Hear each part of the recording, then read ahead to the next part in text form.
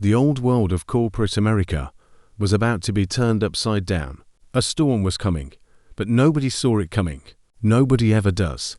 Clara moved with the quiet grace of a predator in disguise, pushing her cleaning cart through the polished halls of the Sterling Corporation. She was a ghost in the machine, a silent observer in a world that saw her as nothing more than a janitor. But they were wrong, so very wrong. She was the owner of the very building they stood in, the sole proprietor of the company they worked for.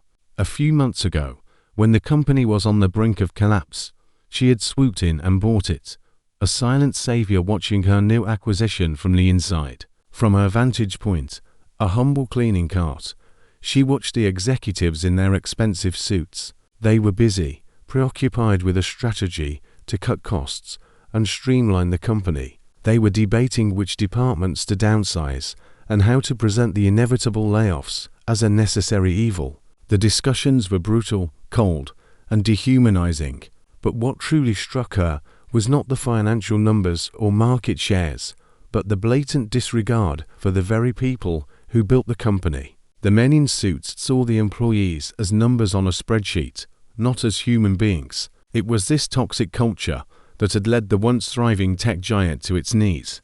Clara, a self-made woman who had started with nothing, had a different perspective. She had built her empire from the ground up, a testament to her resilience and perseverance. She knew the importance of humility and the power of silent observation. That's why she had decided to go undercover as a janitor. 2 weeks into her role, she had seen enough to confirm her suspicions. The casual racism and mockery she endured daily were a symptom of a much deeper illness. The employees, from the executives to the administrative assistants, saw her as invisible, a person without a voice or a mind. "We can't keep paying for this comprehensive benefits package," a senior executive, a tall man with an arrogant smirk, said. "If we cut 20% of the lowest level staff, we can save enough to keep the board happy for another quarter." A few people nodded in agreement. Her heart sank. This was the same old song and dance she had heard 1,000 times before. It was a short-term fix that would only lead to long-term decline. "These janitors," a mid-level manager named Mark Hastings muttered, rolling his eyes as he looked at her. "We could probably cut them, too. I mean, do we really need so many?" Clara's face remained impassive. She had endured worse than this, but it still astonished her how easily some people could dehumanize others. Her mission was to understand the company's real problems, not just from a spreadsheet or management reports, but from the ground up. In the break room later that day, she overheard a young intern, Tim, joking with his friends. "I don't get why they need so many janitors. My grandma could do this job." He glanced at Clara, who was quietly drinking coffee from a cracked mug, and added, "I bet she doesn't even speak English." Laughter erupted from the group. The insults, the contempt, the complete and utter disregard for her humanity, it all fueled a fire within her. They saw a janitor. She saw a ticking time bomb. They were too self-absorbed to see that the woman they were mocking was the one who held their professional lives in her hands. The next morning, the air in the office was heavy with tension. Rumors of layoffs were spreading like wildfire, and employees were on edge. Clara, in her janitor's uniform, felt a new sense of urgency. The time for observation was over. The time for action was at hand. She pushed her cleaning cart toward the main conference room, where the executives were already gathering for a board meeting. This meeting, she knew, would seal the company's fate. They would once again propose a plan of mass layoffs and budget cuts, a strategy that would only accelerate the company's downfall. Mark Hastings, as boisterous as ever, was holding court in the center of the room. "We're going to have to make some tough decisions today," he said with a smirk. "But it's for the good of the company. It's time to shed some dead weight." Dead weight, she thought, as she wiped down the conference table. That's what they considered their employees to be. Expendable. She clenched her jaw. She wouldn't stay silent this time. The meeting began. The CEO, Richard Owens, a grim-faced man at the head of the table, outlined the company's bleak future. "Our projections are worse than we expected," he said. "We need to cut costs across the board. That means massive layoffs. The executives began to bicker, each proposing a different version of the same flawed solution. Nobody mentioned innovation or investing in people. It was all about cutting corners and saving their own skins. "I suggest we start with the administrative staff," one executive said. "We can cut their numbers by at least 25%. We can completely outsource the cleaning staff," Mark Hastings chimed in. "There's no need to have them on staff when we can get the same work done for half the cost." Clara had heard enough. She put down her mop and walked to the head of the table. Standing next to Richard Owens, she tapped him lightly on the shoulder. "Excuse me," she said in a clear, firm voice. "I think it's time for me to speak." The room fell silent. Everyone stared at her, their faces a mix of confusion and disbelief. "What are you doing?" Mark Hastings demanded, his tone condescending. "This is a private meeting. You don't belong in here."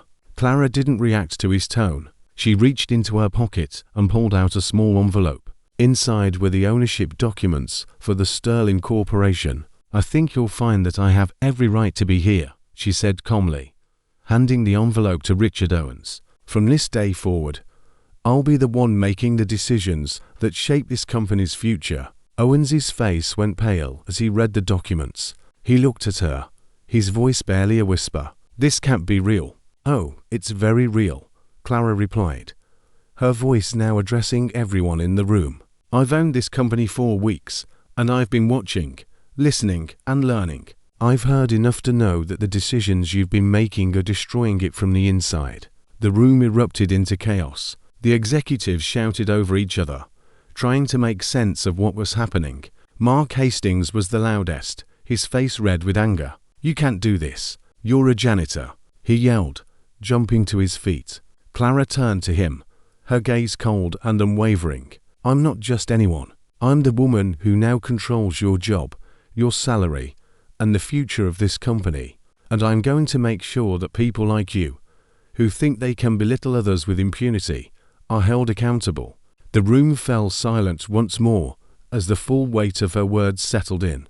Clara took her place at the head of the table. The power dynamic in the room had shifted completely. The executives, who once held all the power, were now scrambling to save their jobs. Clara, however, was not interested in maintaining the old order. She was here to rebuild the company from the ground up, to create a place where every employee, regardless of their position, was treated with respect and dignity. She started with Mark Hastings. Looking at him with a chilling calmness, she said, "You're fired. Security will escort you out immediately." Hastings's face went white. He was a man who, just minutes ago, had held the power of a company's future in his hands. Now, he was nothing. He was just another person who underestimated the cleaning lady.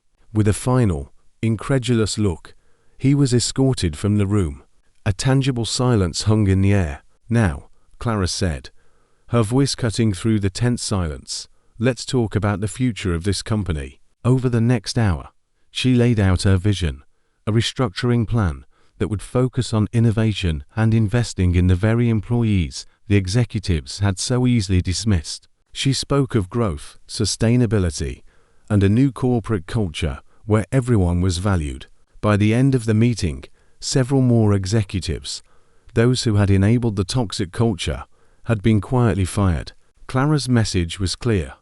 She was here to transform the company, not just manage its decline. As she walked through the empty corridors that night, the office felt different, quieter, calmer. She knew there was still much work to be done, but she had taken the first step. For the first time in weeks, she felt a profound sense of peace. She had endured the humiliation and disrespect, and it had all been worth it. She had seen the true nature of the people who once held power in this company, and she had proved to herself that she had the strength to succeed. A few days later, sitting in her new office, she looked at the stack of folders on her desk, each representing a new opportunity for the company. There was a knock on the door. It was a young woman, a new janitor. "I just wanted to thank you," the woman said nervously. "I've never worked at a place where people like me were treated with such respect." Clara smiled, her heart full. "You're welcome. And remember, everyone here deserves respect, no matter what their job is. The woman nodded and left. Clara leaned back in her chair, a deep sense of satisfaction washing over her. The work was just beginning, but she knew that together they would build something truly great, and this time, nobody would be left behind.